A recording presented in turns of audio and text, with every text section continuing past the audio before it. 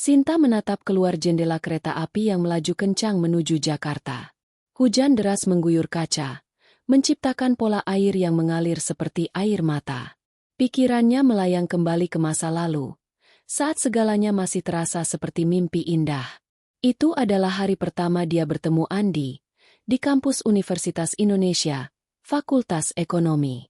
Sinta, gadis desa dari Yogyakarta yang datang ke ibu kota dengan beasiswa, sedang duduk di perpustakaan, tenggelam dalam buku akuntansi.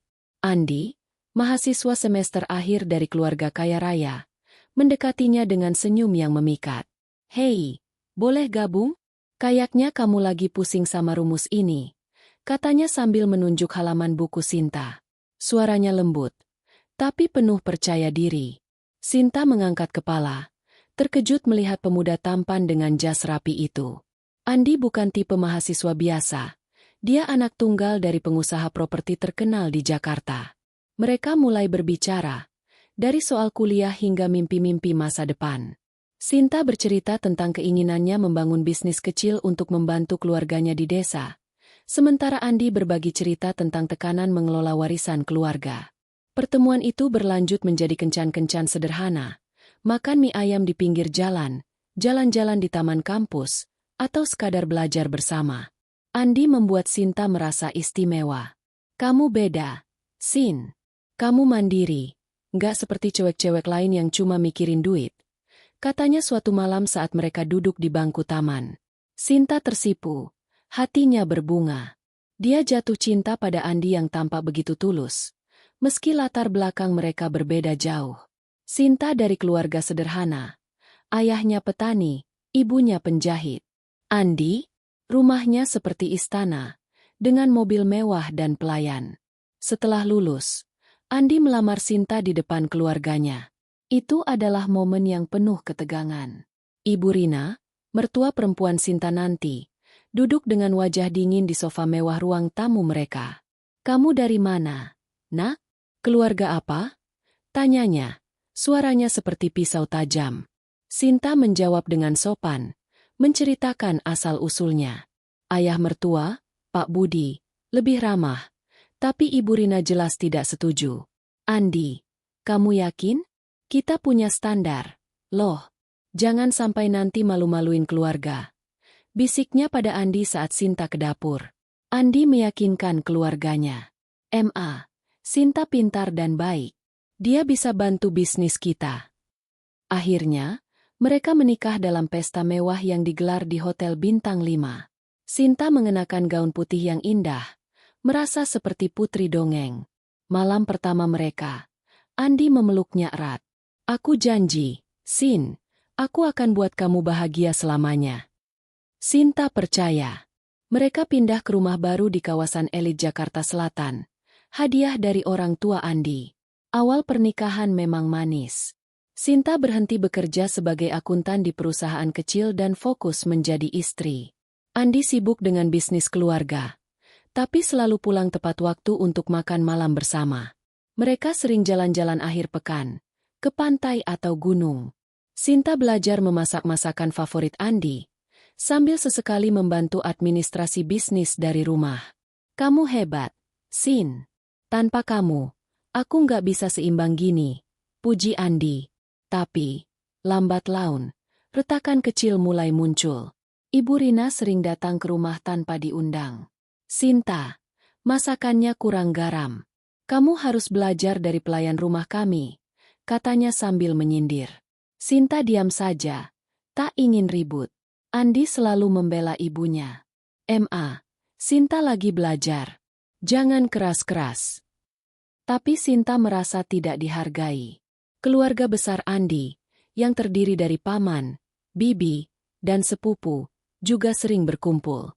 Mereka bicara soal bisnis mewah, sementara Sinta hanya diam, merasa seperti orang luar.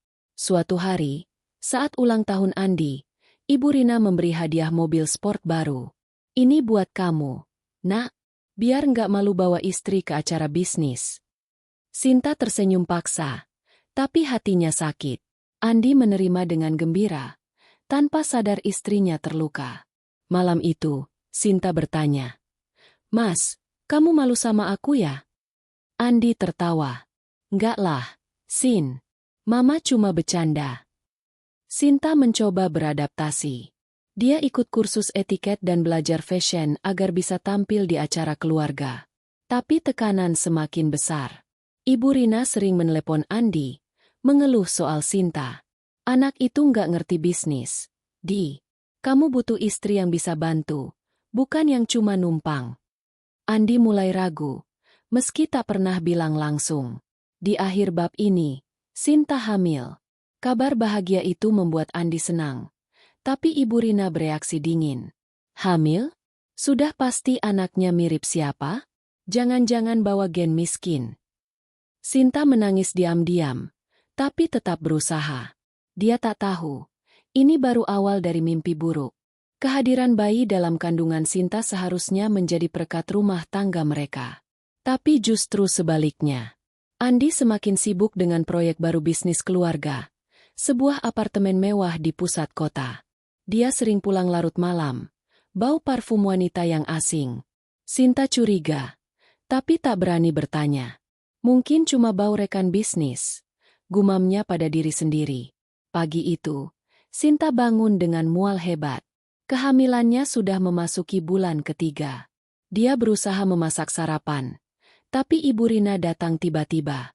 Sinta, kamu lagi apa? Rumah kok berantakan gini? Andi butuh istri yang rapi, bukan yang malas. Sinta menahan amarah. Saya lagi hamil. Badan capek. Ibu Rina mendengus. Hamil doang kok ribet. Dulu saya hamil Andi sambil urus bisnis.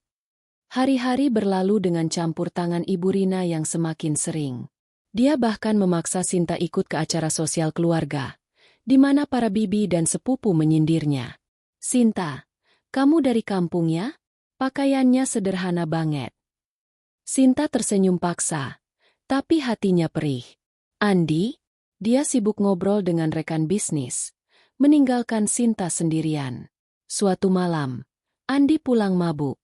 Sin, maaf ya, meeting lama. Sinta mencium bau parfum lagi. Dia memeriksa ponsel Andi diam-diam saat dia tidur. Ada pesan dari nomor tak dikenal. Sayang, malam tadi seru. Kapan lagi? Hatiku hancur. Sinta menangis sepanjang malam, tapi pagi harinya berpura-pura biasa. Mas, kita harus bicara, katanya saat sarapan. Andi menggeleng. Nanti aja, Sin. Aku sibuk. Sinta mencoba mempertahankan pernikahan. Dia mengajak Andi liburan ke Bali, berharap bisa mendekatkan mereka lagi. Di sana, mereka bercinta seperti dulu. Andi berjanji berubah. Aku cinta kamu, Sin. Maaf kalau aku cuek. Tapi sepulangnya, pola lama kembali. Ibu Rina semakin ganas. Andi, kamu harus pikir ulang. Sinta nggak cocok. Lihat aja, dia nggak bisa bantu bisnis. Coba lihat Lisa, anak teman mama. Dia pintar bisnis. Lisa, nama itu mulai sering muncul. Lisa adalah wanita cantik, anak pengusaha sahabat Ibu Rina. Sinta melihat foto mereka di media sosial Andi dan Lisa di acara bisnis, tersenyum mesra. Hatinya semakin sakit. Kehamilannya membuatnya lemah. Tapi tekadnya kuat.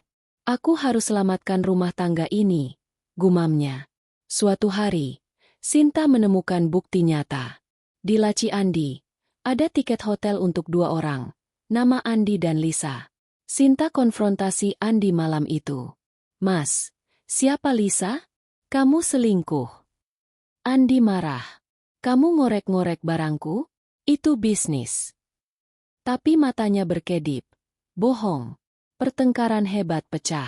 Andi pergi, menginap di rumah ibunya. Ibu Rina menelepon Sinta. Kamu yang salah, Sinta. Andi stres karena kamu. Dia butuh istri yang mendukung, bukan yang curiga-curiga. Sinta menangis, tapi tak menyerah. Dia pergi ke rumah mertua, memohon Andi pulang. Mas, demi anak kita. Andi dingin. Nanti dulu, Sin. Aku butuh waktu. Bulan-bulan berikutnya, Rumah tangga mereka retak parah. Andi jarang pulang. Sinta sendirian mengurus kehamilan. Dia mulai bekerja paruh waktu dari rumah, desain grafis, untuk mandiri. Teman-temannya menasihati, "Sinta, tinggalkan saja. Kamu layak lebih baik." Tapi Sinta keras kepala. "Aku cinta dia." Puncaknya saat USG, Sinta tahu bayinya perempuan. Dia cerita pada Andi via telepon. "Mas, anak kita cewek." Andi cuek. "Oh, ya? Bagus." Malam itu, Sinta mimpi buruk. Andi meninggalkannya di depan keluarga. Dia bangun berkeringat. Tak tahu mimpi itu akan jadi kenyataan. Di akhir bab, persiapan acara keluarga besar dimulai. Ulang tahun ayah mertua akan digelar megah. Sinta berusaha tampil cantik, beli baju baru. Tapi Ibu Rina menelepon. "Jangan pakai baju kampungannya, Sinta. Malu-maluin." Sinta menelan ludah. Tapi tekadnya mulai goyah. Dia tak sadar. Badai besar sedang mendekat. Sinta berdiri di depan cermin kamarnya, mengenakan gaun biru tua yang baru dibelinya. Gaun itu sederhana tapi elegan, dengan potongan yang menonjolkan kehamilannya yang kini memasuki bulan kelima. Dia memandang pantulan dirinya, berusaha meyakinkan diri bahwa dia bisa menghadapi acara keluarga besar malam ini. Ulang tahun ayah mertua, Pak Budi, adalah peristiwa tahunan yang selalu dirayakan dengan megah. Seluruh keluarga besar, mitra bisnis, dan tokoh penting di Jakarta akan hadir. Sinta tahu ini bukan sekadar pesta, tapi panggung untuk keluarga Andi memamerkan kekayaan dan pengaruh mereka. "Cantik enggak, Mas?" tanya Sinta pada Andi, yang sedang mengancingkan kemeja di sisi lain kamar. Andi melirik sekilas, mengangguk tanpa semangat. "Bagus, Sin. Tapi buruan, kita nggak boleh telat." Suaranya datar, jauh dari kehangatan yang dulu sering Sinta dengar. Dia menelan kekecewaan, mengingatkan diri bahwa malam ini bukan tentang dirinya, melainkan tentang menjaga hubungan dengan keluarga Andi. Pagi itu, Sinta sudah sibuk sejak subuh.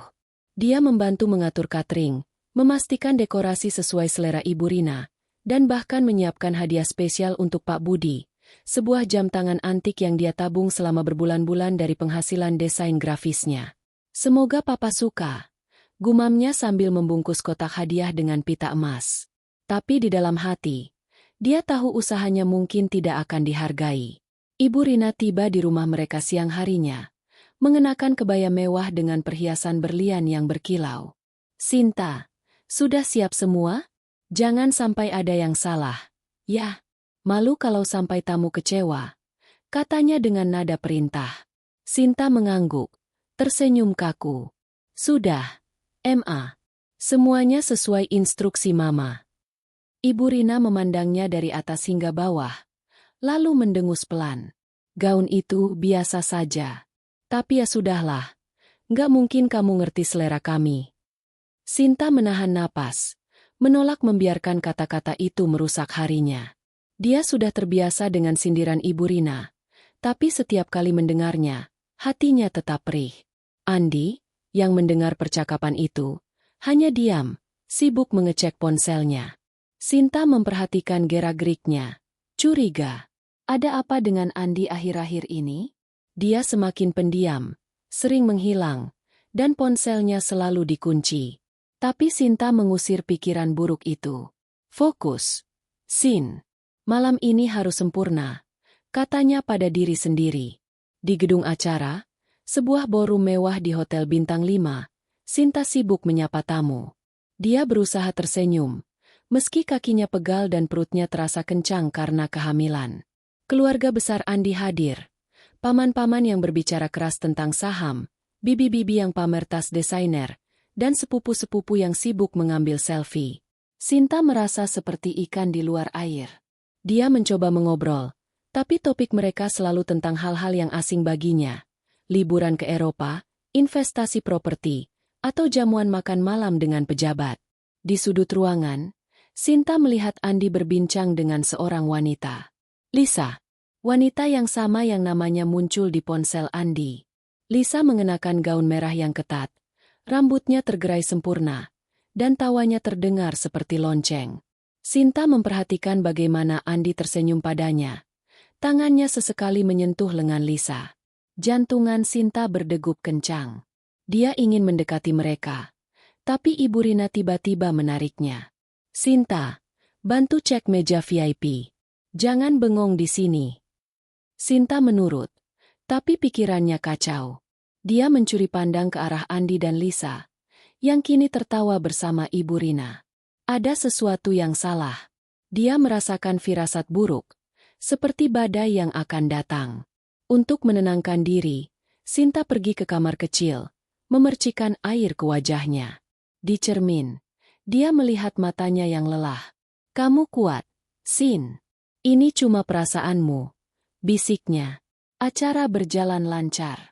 Pak Budi naik ke panggung, memberikan pidato tentang keluarga dan kesuksesan bisnis mereka. Dia menyebut Andi sebagai penerus yang hebat, tapi tidak menyebut Sinta sama sekali. Tamu bertepuk tangan, sementara Sinta berdiri di belakang, merasa tak terlihat. Setelah pidato, Ibu Rina naik ke panggung, memamerkan hadiahnya untuk Pak Budi, sebuah lukisan mahal dari seniman terkenal. Tamu berdecak kagum. Saat Sinta memberikan hadiahnya, jam tangan antik itu, Ibu Rina hanya berkomentar, "Oh, lucu. Tapi mungkin kurang cocok untuk Papa." Sinta tersenyum paksa, menahan air mata. Malam itu, Sinta berusaha mendekati Andi. "Mas, kita pulang bareng ya? Aku capek," katanya lembut. Andi mengangguk, tapi matanya tidak bertemu dengannya. "Iya, nanti. Aku masih harus ngobrol sama mitra bisnis." Sinta melihat Lisa di dekatnya lagi, dan hatinya semakin gelisah. Dia mencoba bergabung dalam percakapan, tapi Ibu Rina menariknya lagi. "Sinta, jangan ikut-ikut urusan bisnis. Kamu nggak ngerti." Sinta mundur, merasa seperti tamu di acara keluarganya sendiri. Dia duduk di sudut, mengamati Andi yang semakin sering bersama Lisa. Ada sesuatu di bahasa tubuh Andi, sentuhan kecil, senyum rahasia, yang membuat Sinta yakin dugaan perselingkuhan itu benar. Tapi dia tidak punya bukti kuat, dan dia takut menghadapi kenyataan. Di akhir malam, saat tamu mulai pulang, Sinta mendengar bisik-bisik dari sepupu Andi. "Kamu dengar? Andi kayaknya dekat sama Lisa." Ibu Rina bilang dia lebih cocok buat Andi daripada Sinta. Sinta membeku. Dia ingin lari, tapi kakinya terasa berat. Andi mendekatinya. Wajahnya tegang. "Sin, kita harus bicara nanti di rumah," katanya dengan nada yang membuat bulu kuduk Sinta berdiri. Sinta pulang dengan perasaan berat. Dia tahu sesuatu yang besar akan terjadi, tapi dia tidak siap. Di dalam mobil, Andi diam, hanya menatap jalan. Sinta mencoba memecah keheningan. "Mas, aku lihat kamu tadi sama Lisa. Apa ada yang perlu aku tahu?" Andi menghela napas. "Jangan mulai, Sin. Aku capek." Sinta menahan tangis, tapi di dalam hatinya, dia berdoa agar firasat buruknya salah. Malam itu, dia tidur dengan gelisah. Mimpi buruk tentang penghinaan dan pengkhianatan menghantuinya. Hari ulang tahun Pak Budi telah berlalu, tapi ketegangan di hati Sinta belum reda. Pagi ini, keluarga besar berkumpul lagi untuk makan siang di rumah megah mertua Sinta. Acara ini lebih intim, hanya keluarga inti dan beberapa kerabat dekat. Sinta berusaha tampil sempurna, mengenakan gaun sederhana tapi rapi, rambutnya ditata rapi. Dia ingin membuktikan bahwa dia layak menjadi bagian keluarga ini, meski firasat buruk masih menghantuinya. Di ruang makan, meja panjang dipenuhi hidangan mewah, steak wagyu, salad dengan dressing impor, dan anggur mahal. Sinta duduk di ujung meja, berusaha tersenyum saat Ibu Rina memimpin percakapan. "Kita harus bangga, bisnis kita tahun ini untung besar," katanya, melirik Andi dengan bangga. Andi yang pimpin proyek apartemen itu. "Hebat, kan?" Semua mengangguk, kecuali Sinta, yang merasa tak dilibatkan. Tiba-tiba, Ibu Rina menoleh padanya. "Sinta, kamu ngapain aja sih seharian? Cuma ngurus perut itu?" Katanya sambil menunjuk perut Sinta yang membuncit. Tawa kecil meledak dari sepupu-sepupu Andi. Sinta tersenyum kaku, menjawab pelan. Saya bantu administrasi bisnis dari rumah, MA, dan urus kehamilan. Ibu Rina mendengus. Administrasi? Itu sih kerja pembantu. Andi, yang duduk di sisi lain meja, tidak membela Sinta. Dia hanya menunduk, memainkan garpu. Sinta merasa jantungan, tapi dia tetap diam, berusaha menjaga martabatnya. Makan siang berlanjut dengan obrolan tentang rencana bisnis baru. Sinta mencoba ikut bicara, tapi setiap kali dia membuka mulut, Ibu Rina memotong. Sinta, urus piring kotor itu.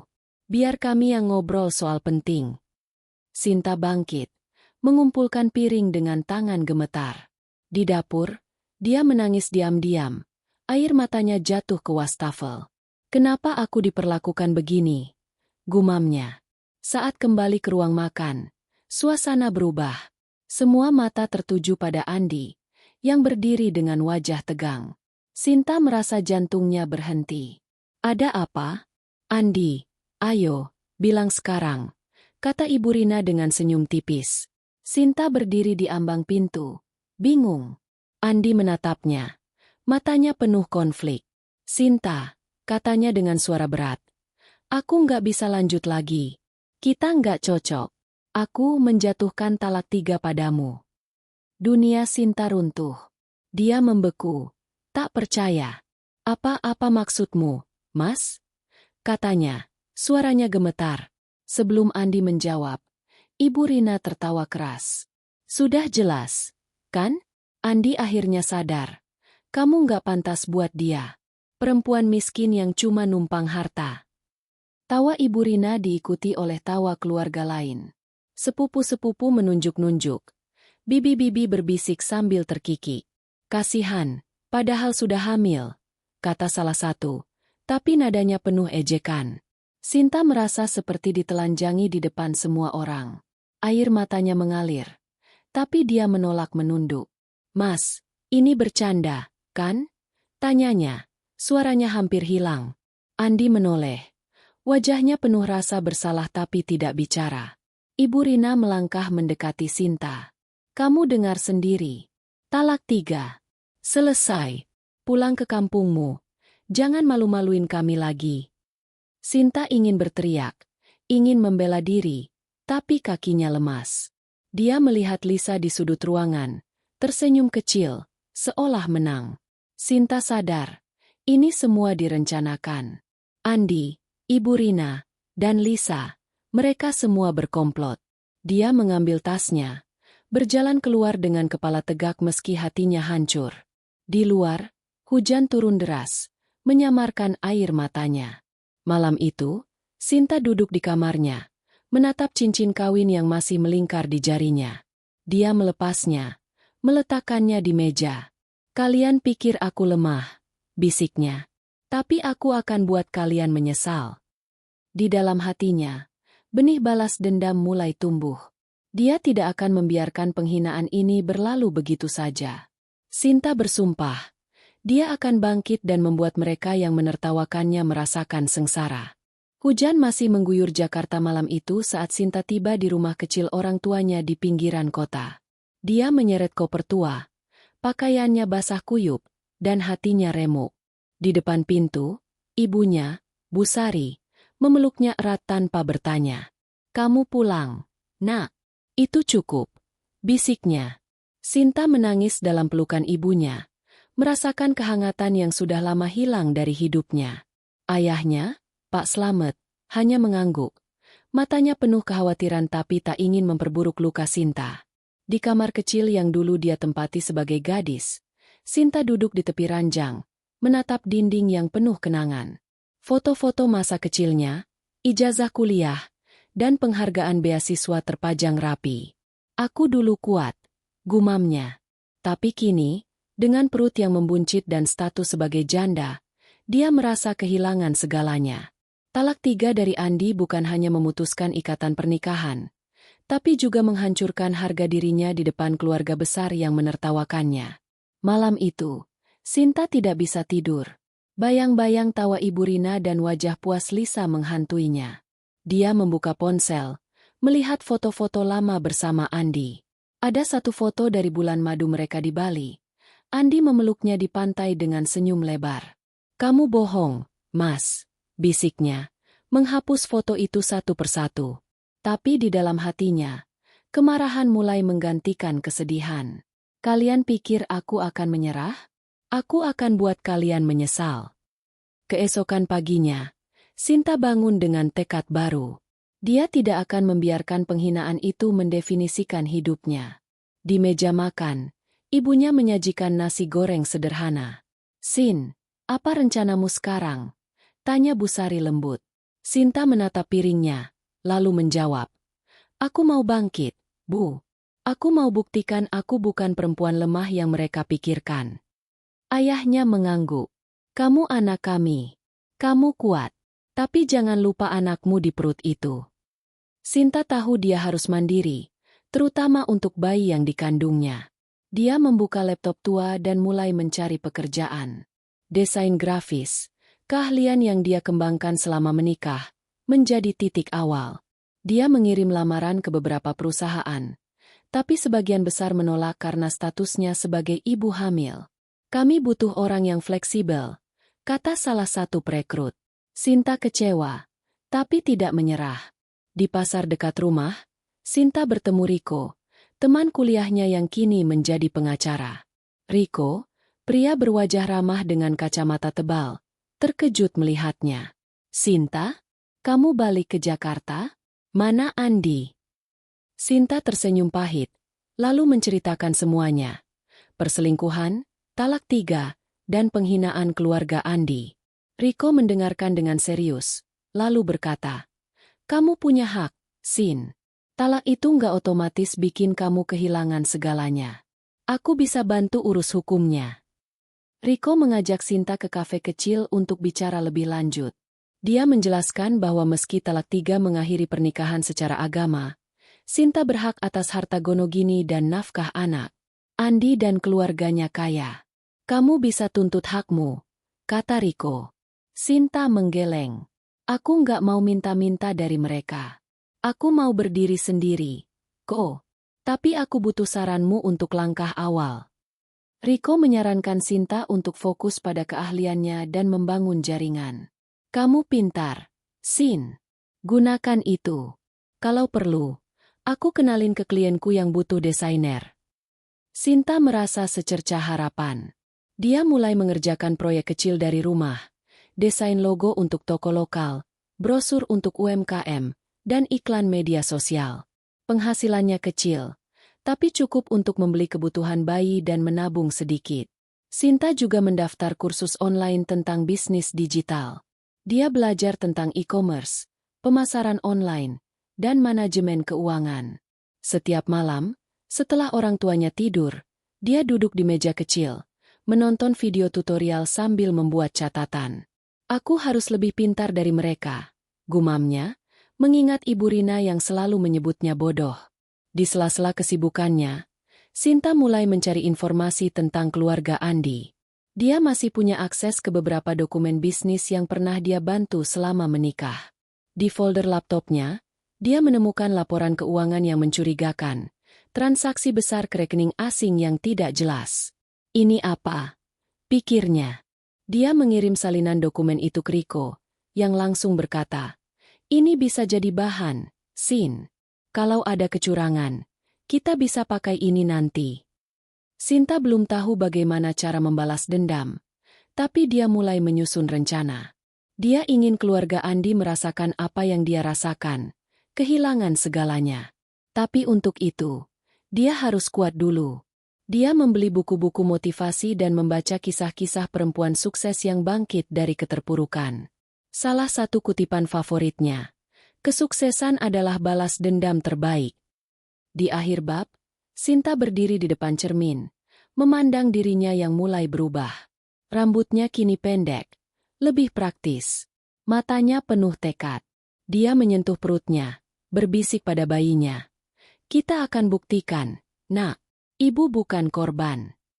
Di luar, Hujan reda, dan langit mulai cerah.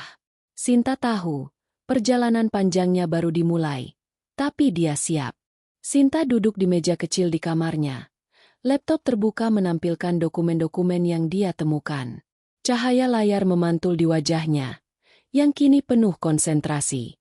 Setelah berminggu-minggu bekerja keras, dia mulai melihat pola dalam laporan keuangan keluarga Andi.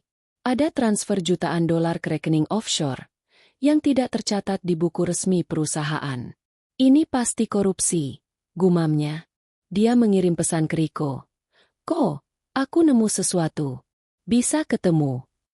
Riko datang ke rumah Sinta sore itu, membawa kopi dan semangat. Dia memeriksa dokumen-dokumen itu. Alisnya berkerut. Sin, ini serius. Kalau benar, keluarga Andi bisa kena masalah hukum. Tapi kita butuh bukti lebih kuat. Riko menyarankan Sinta untuk mendekati mantan karyawan perusahaan Andi, seseorang yang mungkin tahu lebih banyak. Tapi hati-hati, Sin. Mereka keluarga berpengaruh. Jangan sampai ketahuan. Sinta mulai menyusun rencana. Dia menghubungi Budi, mantan asisten keuangan di perusahaan Andi, yang dipecat karena menolak menutup-nutupi transaksi mencurigakan. Mereka bertemu di kafe kecil di pinggir kota. Budi, pria paruhbaya dengan wajah lelah, awalnya ragu. Sinta, aku nggak mau terlibat lagi. Mereka hancurkan hidupku. Tapi Sinta meyakinkannya. Budi, aku juga dihancurkan mereka. Kita bisa bongkar ini bersama. Setelah dibujuk, Budi setuju memberikan salinan email internal yang menunjukkan keterlibatan Ibu Rina dalam manipulasi pajak. Sementara itu, Sinta terus mengembangkan bisnis desainnya. Dia mendapat proyek besar, membuat branding untuk startup teknologi lokal. Kliennya, seorang pengusaha muda bernama Dika, terkesan dengan kerja Sinta. Kamu punya bakat, Sin. Pernah mikir buka usaha sendiri?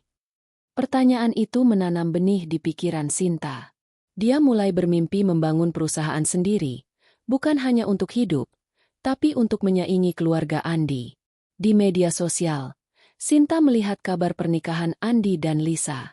Foto-foto mereka di pesta mewah membuat darah Sinta mendidih. Ibu Rina memamerkan Lisa sebagai menantu idaman di Instagram. Mereka pikir aku sudah selesai, pikir Sinta. Tapi kemarahan itu justru memicunya bekerja lebih keras.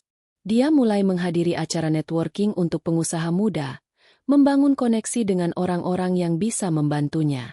Riko menjadi pendukung utamanya.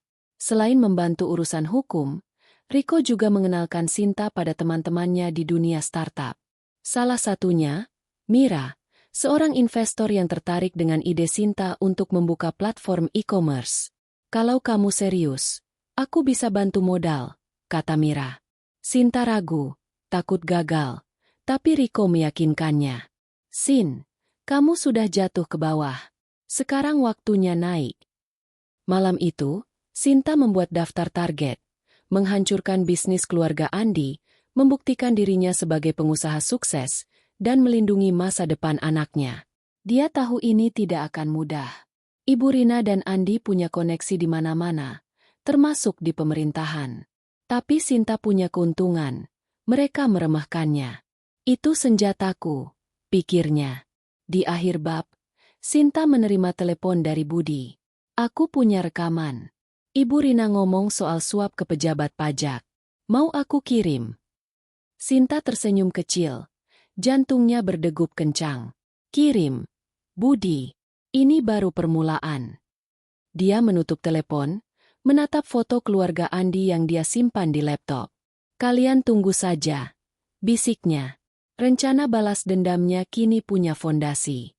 Sinta berdiri di depan gedung kecil di kawasan industri pinggiran Jakarta, memandang papan nama yang baru dipasang, Sinta Digital Solutions.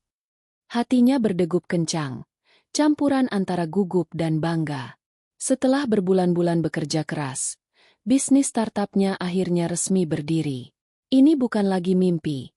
Ini realitas yang dia bangun dari nol, dengan tangan sendiri.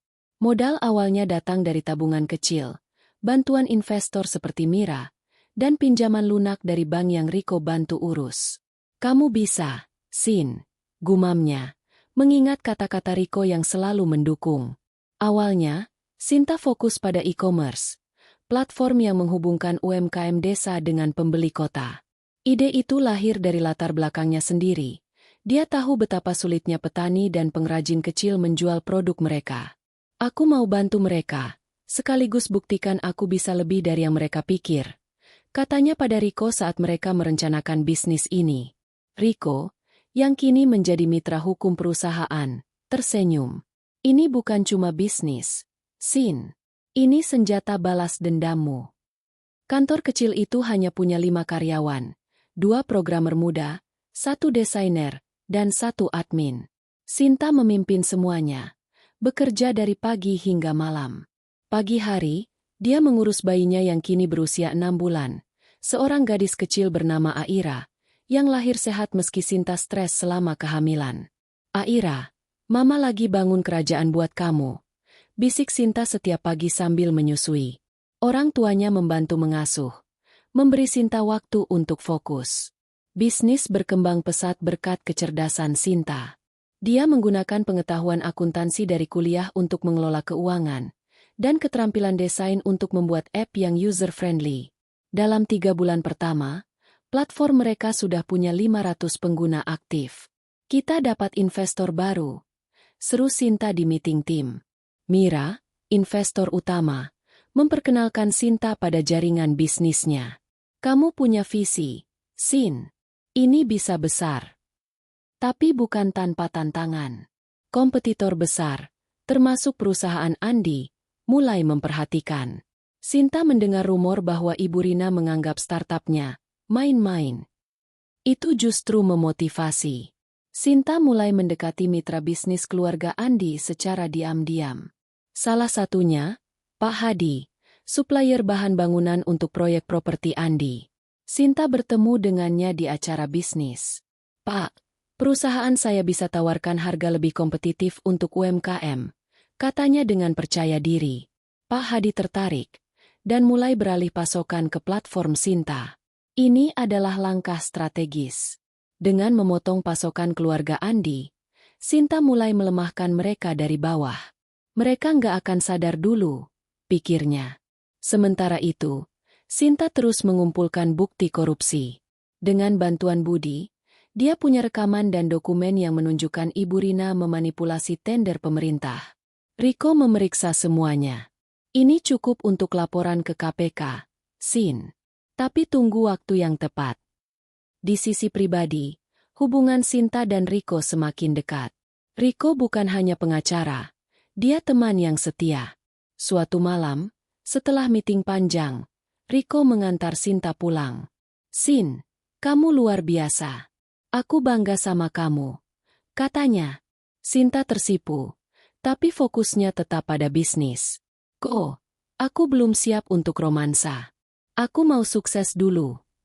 Riko mengerti, tapi matanya penuh harap. Sinta juga mulai tampil di media.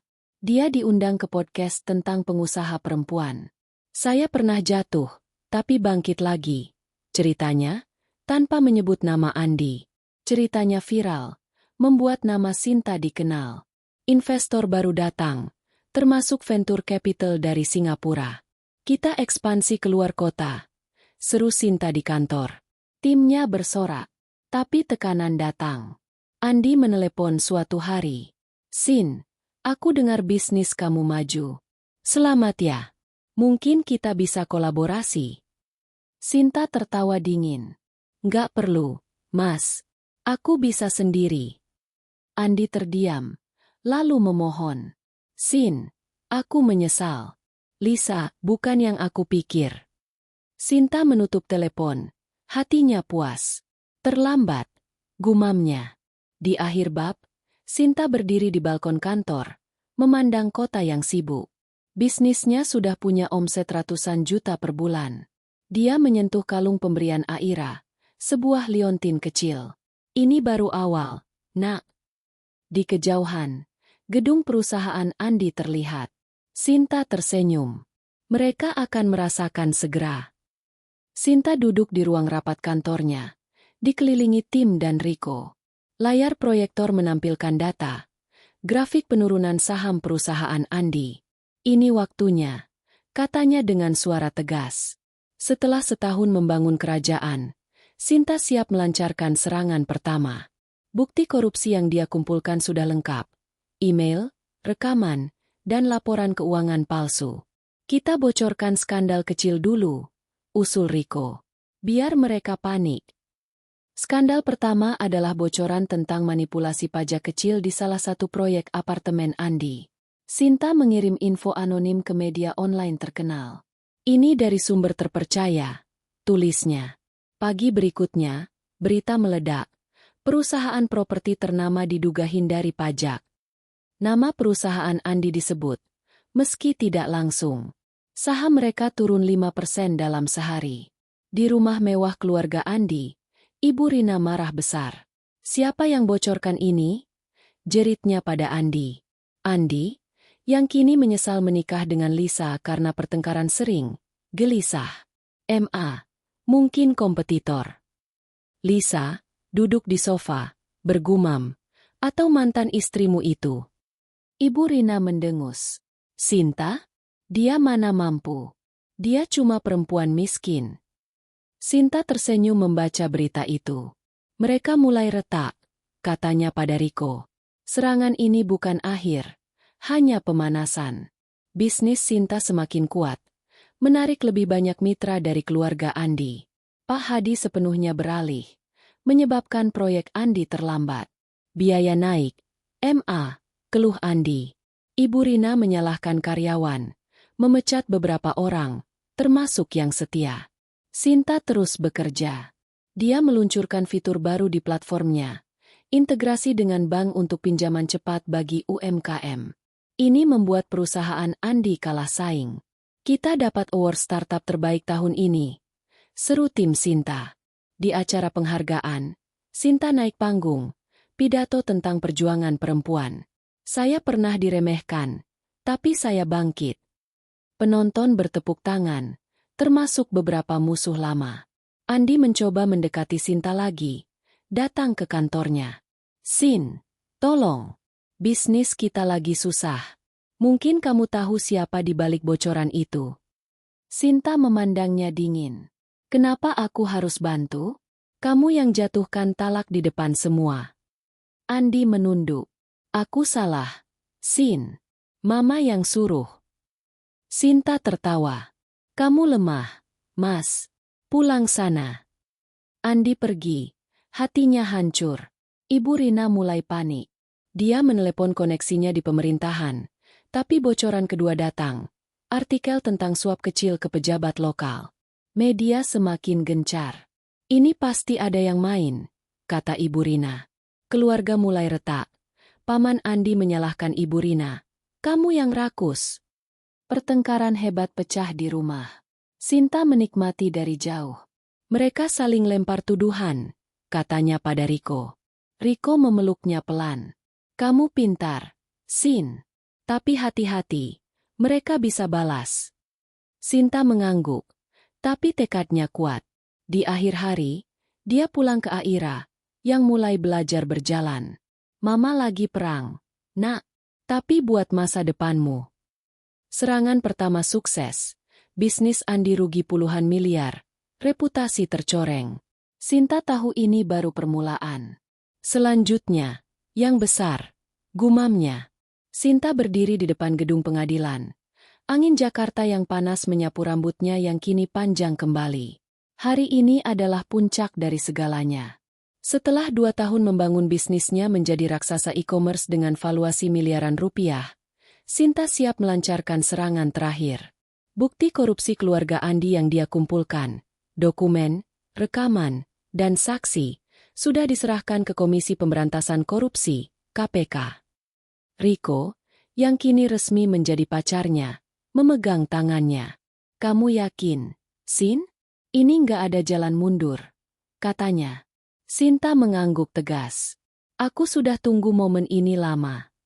Semuanya dimulai dari bocoran kecil yang dia lakukan di bab sebelumnya. Skandal pajak dan suap membuat bisnis keluarga Andi goyah. Tapi Ibu Rina masih bertahan dengan koneksinya. Tapi sekarang, dengan bukti lengkap, Sinta melaporkan langsung. Berita meledak di media. Pengusaha properti ternama terlibat korupsi besar-besaran. Nama Ibu Rina dan Andi disebut sebagai tersangka utama. Saham perusahaan mereka anjlok 50%, mitra bisnis kabur, dan kredit bank ditarik. Di rumah mewah yang kini mulai sepi, Ibu Rina berteriak pada Andi. Ini pasti ulah Sinta, perempuan sialan itu.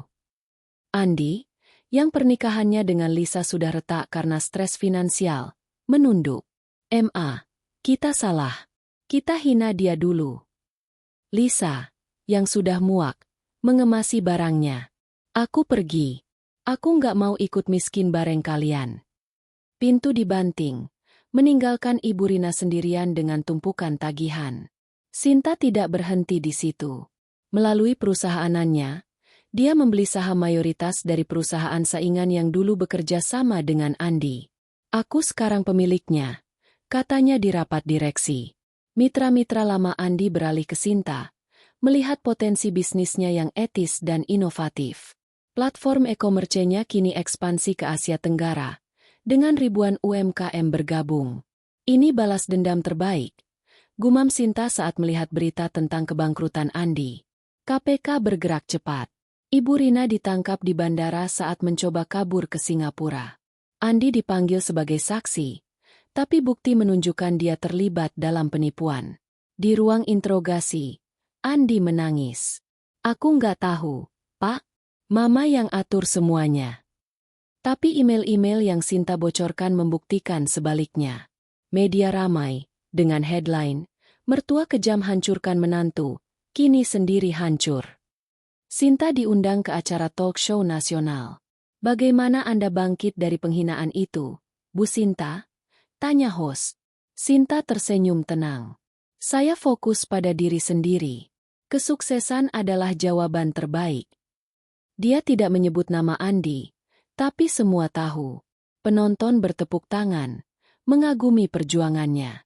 Di belakang panggung, Riko memeluknya. Kamu hebat, Sin. Tapi jangan biarkan dendam makan hatimu. Tapi dendam itu belum selesai. Sinta mengatur pertemuan rahasia dengan keluarga Andi. Di kafe mewah, Ibu Rina datang dengan wajah pucat. Andi di sisinya. Sinta, tolong, kami bangkrut. Bantu kami, pinta Ibu Rina. Suaranya gemetar. Andi menambahkan, aku menyesal, Sin. Aku bodoh dulu. Sinta memandang mereka dingin. Ingat tawa kalian saat tala itu? Kalian bilang aku miskin, haus harta. Sekarang lihat, siapa yang memohon? Ibu Rina menangis. Maafkan kami salah. Sinta berdiri. Maaf, terlambat. Aku sudah beli aset kalian yang tersisa. Rumah mewah itu sekarang milikku. Mereka terkejut. Sinta meninggalkan mereka di sana. Hatinya puas. Di luar, dia menelepon Budi, saksi kunci. Terima kasih, Budi. Kamu dapat bonus. Budi tertawa. Senang bantu, Bu Sinta. Bisnis Sinta semakin melejit. Dia membuka cabang di Singapura, bekerja sama dengan investor internasional. Aira, kini berusia 2 tahun, mulai belajar bicara. Mama kuat, katanya suatu hari. Sinta memeluknya. Air mata bahagia mengalir. Ya, nak, kita kuat. Di akhir bab, Sinta berdiri di penthouse barunya, rumah lama keluarga Andi yang dia beli lelang. Dia memandang kota dari balkon. Mereka sengsara sekarang, gumamnya. Ibu Rina menghadapi tuntutan hukum. Andi bangkrut dan ditinggal Lisa. Keluarga besar yang dulu tertawa, kini menghindari mereka. Sinta tersenyum. Balas dendam selesai. Sinta berdiri di depan gedung pengadilan. Angin Jakarta yang panas menyapu rambutnya yang kini panjang kembali. Hari ini adalah puncak dari segalanya. Setelah 2 tahun membangun bisnisnya menjadi raksasa e-commerce dengan valuasi miliaran rupiah, Sinta siap melancarkan serangan terakhir. Bukti korupsi keluarga Andi yang dia kumpulkan, dokumen, rekaman, dan saksi, sudah diserahkan ke Komisi Pemberantasan Korupsi, KPK. Riko, yang kini resmi menjadi pacarnya, memegang tangannya. Kamu yakin, Sin? Ini nggak ada jalan mundur, katanya. Sinta mengangguk tegas. Aku sudah tunggu momen ini lama. Semuanya dimulai dari bocoran kecil yang dia lakukan di bab sebelumnya. Skandal pajak dan suap membuat bisnis keluarga Andi goyah. Tapi Ibu Rina masih bertahan dengan koneksinya. Tapi sekarang, dengan bukti lengkap, Sinta melaporkan langsung. Berita meledak di media. Pengusaha properti ternama terlibat korupsi besar-besaran. Nama Ibu Rina dan Andi disebut sebagai tersangka utama. Saham perusahaan mereka anjlok 50%. Mitra bisnis kabur, dan kredit bank ditarik. Di rumah mewah yang kini mulai sepi, Ibu Rina berteriak pada Andi. Ini pasti ulah Sinta, perempuan sialan itu. Andi, yang pernikahannya dengan Lisa sudah retak karena stres finansial, menunduk. Kita salah. Kita hina dia dulu. Lisa, yang sudah muak, mengemasi barangnya. Aku pergi. Aku nggak mau ikut miskin bareng kalian. Pintu dibanting, meninggalkan Ibu Rina sendirian dengan tumpukan tagihan. Sinta tidak berhenti di situ. Melalui perusahaannya, dia membeli saham mayoritas dari perusahaan saingan yang dulu bekerja sama dengan Andi. Aku sekarang pemiliknya, katanya di rapat direksi.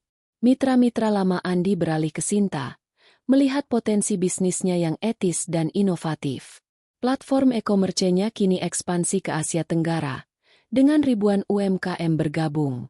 Ini balas dendam terbaik, gumam Sinta saat melihat berita tentang kebangkrutan Andi. KPK bergerak cepat. Ibu Rina ditangkap di bandara saat mencoba kabur ke Singapura. Andi dipanggil sebagai saksi, tapi bukti menunjukkan dia terlibat dalam penipuan. Di ruang interogasi, Andi menangis. Aku nggak tahu, Pak. Mama yang atur semuanya. Tapi email-email yang Sinta bocorkan membuktikan sebaliknya. Media ramai, dengan headline, mertua kejam hancurkan menantu, kini sendiri hancur. Sinta diundang ke acara talk show nasional. Bagaimana Anda bangkit dari penghinaan itu, Bu Sinta? Tanya host. Sinta tersenyum tenang. Saya fokus pada diri sendiri. Kesuksesan adalah jawaban terbaik. Dia tidak menyebut nama Andi, tapi semua tahu. Penonton bertepuk tangan, mengagumi perjuangannya. Di belakang panggung, Riko memeluknya. Kamu hebat, Sin. Tapi jangan biarkan dendam makan hatimu. Tapi dendam itu belum selesai. Sinta mengatur pertemuan rahasia dengan keluarga Andi. Di kafe mewah, Ibu Rina datang dengan wajah pucat. Andi di sisinya. Sinta, tolong. Kami bangkrut. Bantu kami. Pinta Ibu Rina. Suaranya gemetar. Andi menambahkan. Aku menyesal, Sin. Aku bodoh dulu. Sinta memandang mereka dingin. Ingat tawa kalian saat tala itu? Kalian bilang aku miskin, haus harta. Sekarang lihat, siapa yang memohon? Ibu Rina menangis. Maafkan kami salah. Sinta berdiri. Maaf, terlambat. Aku sudah beli aset kalian yang tersisa. Rumah mewah itu sekarang milikku. Mereka terkejut. Sinta meninggalkan mereka di sana. Hatinya puas. Di luar, dia menelepon Budi, saksi kunci. Terima kasih, Budi. Kamu dapat bonus. Budi tertawa. Senang bantu, Bu Sinta. Bisnis Sinta semakin melejit. Dia membuka cabang di Singapura, bekerja sama dengan investor internasional. Aira, kini berusia 2 tahun, mulai belajar bicara. Mama kuat, katanya suatu hari. Sinta memeluknya. Air mata bahagia mengalir. Ya, nak, kita kuat. Di akhir bab, Sinta berdiri di penthouse barunya, rumah lama keluarga Andi yang dia beli lelang. Dia memandang kota dari balkon. Mereka sengsara sekarang, gumamnya. Ibu Rina menghadapi tuntutan hukum. Andi bangkrut dan ditinggal Lisa. Keluarga besar yang dulu tertawa, kini menghindari mereka. Sinta tersenyum. Balas dendam selesai. Kata, sekitar 1000. Bab 10. Akhir yang manis. Sinar matahari pagi menyusup melalui jendela penthouse Sinta, menerangi ruang tamu yang kini penuh tawa. Aira berlarian dengan boneka barunya, sementara Sinta dan Riko duduk di sofa, memegang secangkir kopi. "Sin, hari ini hari spesial," kata Riko dengan senyum misterius. Sinta mengangkat alis. "Apalagi? Bisnis kita sudah sukses besar." Riko berlutut, mengeluarkan cincin. "Nikah sama aku, Sin. Biar hidupmu lengkap." Sinta tertawa. Air mata bahagia mengalir. "Ya, Ko. Aku mau." Mereka berpelukan. Aira ikut bergabung. Pernikahan mereka digelar sederhana tapi indah, di pantai Bali, tempat Sinta dan Andi dulu bulan madu. Tapi kali ini, penuh kebahagiaan sejati. Keluarga Sinta hadir, termasuk orang tuanya yang bangga. "Kamu pantas bahagia, Nak," kata Bu Sari. Bisnis Sinta terus berkembang. Sinta Digital Solutions kini menjadi unicorn, dengan valuasi triliunan. Dia dianugerahi sebagai pengusaha wanita terbaik di Asia. Di pidato penerimaan award, Sinta berkata, "Ini untuk semua perempuan yang pernah diremehkan. Bangkitlah, dan buktikan." Penonton berdiri bertepuk tangan. Sementara itu, keluarga Andi benar-benar hancur. Ibu Rina divonis 10 tahun penjara atas korupsi. Di sel, dia menyesal. "Aku salah memperlakukan Sinta," gumamnya. Andi bekerja sebagai karyawan biasa di perusahaan kecil, ditinggal teman-temannya. Keluarga besar yang dulu sombong, kini tercerai-berai, saling menyalahkan. Suatu hari, Andi datang ke kantor Sinta, memohon pekerjaan. "Sin, aku butuh bantuan." Sinta memandangnya dengan kasihan. "Kamu bisa kerja di divisi bawah. Tapi ingat, ini bukan belas kasihan. Ini kesempatan kedua." Andi mengangguk, bersyukur. Sinta tidak memaafkan sepenuhnya, tapi dia sudah move on. Hidup Sinta kini penuh kebahagiaan. Dia dan Riko punya anak kedua, seorang bayi laki-laki. Bisnisnya memberikan beasiswa untuk anak yatim, membantu desa asalnya berkembang. "Ini balas dendam terbaik, kesuksesan dan kebaikan," katanya pada Riko. Di akhir cerita, Sinta berdiri di balkon, memandang matahari terbenam. Aira dan anak barunya bermain di taman. Riko memeluknya dari belakang. "Kamu sudah menang, Sin." Sinta tersenyum. "Ya, dan sekarang, aku bahagia." Masa lalu yang pahit menjadi pelajaran, dan masa depan cerah menanti. Balas dendam selesai, diganti dengan kedamaian.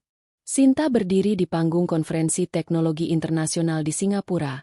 Sorotan lampu menerangi gaun merahnya yang elegan. Ribuan pasang mata memandangnya. Para pengusaha, investor, dan wartawan dari seluruh dunia. "Sinta Digital Solutions bukan hanya tentang bisnis," katanya dengan suara mantap. "Ini tentang memberi peluang kepada mereka yang tidak pernah dilihat, petani, pengrajin, dan pejuang kecil." Tepuk tangan membahana. Platform e-commerce-nya kini mendunia, dengan cabang di 3 benua dan valuasi yang mendekati 10 triliun rupiah. Sinta, yang dulu dihina sebagai perempuan miskin, kini menjadi simbol pemberdayaan. Tapi di balik gemerlap kesuksesan, Sinta merasakan getar ketidakpastian. Malam itu, setelah acara, dia duduk di kamar hotelnya, memeriksa email. Ada pesan anonim. "Kamu pikir kamu menang? Hati-hati, Sinta. Puncak itu licin." Dia mengerutkan kening. Jantungnya berdegup kencang. "Siapa ini?" gumamnya. Riko, yang sedang menjem duplikat kunci kamar, melihat wajahnya yang tegang. "Ada apa, Sin?" Sinta menunjukkan email itu. Riko menghela napas. "Bisa jadi kompetitor. Bisnismu terlalu besar sekarang. Banyak yang iri." Keesokan paginya, Sinta kembali ke Jakarta. Di kantor pusat, timnya menyambut dengan kabar baik, kontrak baru dengan perusahaan logistik raksasa di Eropa. Tapi kabar buruk juga datang. Bu, ada kebocoran data di server kita, kata Dani, kepala IT. Sepertinya serangan siber. Sinta terkejut. Data pelanggan dan UMKM di platformnya adalah inti bisnis. Jika bocor, reputasinya bisa hancur. Cari tahu sumbernya. Sekarang, perintahnya. Sinta memanggil Riko untuk rapat darurat. Ko, ini bukan kebetulan. Email itu, sekarang serangan siber? Seseorang mau jatuhkan aku. Riko setuju, dan mereka menyewa tim keamanan siber terbaik. Dalam hitungan hari, tim menemukan jejak. Serangan itu berasal dari server di Jakarta, terkait dengan perusahaan teknologi kecil yang baru muncul, Vortex Tech. Sinta mengerutkan kening. Nama itu asing, tapi ada firasat buruk. Di rumah, Sinta berusaha menjaga keseimbangan. Aira, kini 3 tahun, mulai masuk TK, sementara anak keduanya dengan Riko, Bayu, baru berusia setahun. Mama, kapan main sama Aira? Tanya Aira dengan mata besar. Sinta memeluknya. Besok. Sayang, Mama lagi sibuk. Tapi pasti main. Tapi malam itu, dia sulit tidur. Pikirannya dipenuhi ancaman baru dan tanggung jawab sebagai ibu. Sinta memutuskan untuk menyelidiki Vortex Tech. Dengan bantuan Riko, dia menemukan bahwa perusahaan itu didanai oleh investor misterius. Budi, mantan karyawan Andi yang kini bekerja untuk Sinta, membawa kabar mengejutkan. Bu, saya dengar dari koneksi lama. Vortex Tech punya kaitan dengan sepupu Andi, Reza. Sinta terkejut. Reza adalah salah satu sepupu yang dulu tertawa saat talak 3 dijatuhkan. Dia masih dendam karena keluarganya hancur. Tambah Budi. Sinta memanggil Reza untuk bertemu. Di kafe mewah, Reza muncul dengan senyum sinis. Sinta, hebat ya, dari nol jadi bos besar. Tapi kamu pikir bisa hancurin keluarga kami tanpa balasan? Sinta tetap tenang. Reza, aku cuma ambil apa yang pantas. Kalau kamu main kotor, aku nggak takut. Reza tertawa. Kita lihat siapa yang bertahan. Serangan siber meningkat. Media mulai memberitakan kebocoran data di platform Sinta, meski timnya berhasil meminimalkan kerusakan. Saham perusahaan turun 10%. Sinta marah, tapi dia tidak panik seperti dulu. Kita balas dengan inovasi, katanya pada tim. Mereka meluncurkan sistem keamanan baru, transparan kepada pelanggan, dan menawarkan kompensasi. Pelanggan setia kembali percaya. Tapi Sinta tahu ini belum selesai. Sinta juga mulai menggali lebih dalam tentang Vortex Tech. Dengan bantuan tim keamanan siber, dia menemukan bahwa Reza bekerja sama dengan hacker bayaran dan bahkan mencoba menyuap karyawan Sinta. Dia belajar dari Ibu Rina, gumam Sinta. Dia memutuskan untuk melawan dengan cara cerdas. Alih-alih menyerang langsung, Sinta membeli saham Vortex Tech secara diam-diam melalui investor bayangan. Kalau dia mau perang, aku yang pegang kendali, katanya pada Riko. Di sisi pribadi, Sinta mulai merasa bersalah karena sibuk. Dia meluangkan waktu untuk Aira dan Bayu, mengajak mereka piknik. Maaf, sayang, Mama sibuk banget, katanya pada Aira. Aira memeluknya. Aira sayang Mama. Momen itu mengingatkan Sinta mengapa dia berjuang untuk keluarganya. Di akhir bab, Sinta mendapat kabar bahwa KPK sedang menyelidiki Reza atas dugaan pencucian uang di Vortex Tech. Bukti yang Sinta kumpulkan membantu. Reza panik, mencoba menghubungi Sinta. Kamu nggak akan menang, ancamnya. Sinta tersenyum di telepon. Reza, kamu lupa. Aku belajar dari yang terbaik. Kalian sendiri. Dia menutup telepon, siap menghadapi badai baru dengan tekad yang sama yang membawanya ke puncak.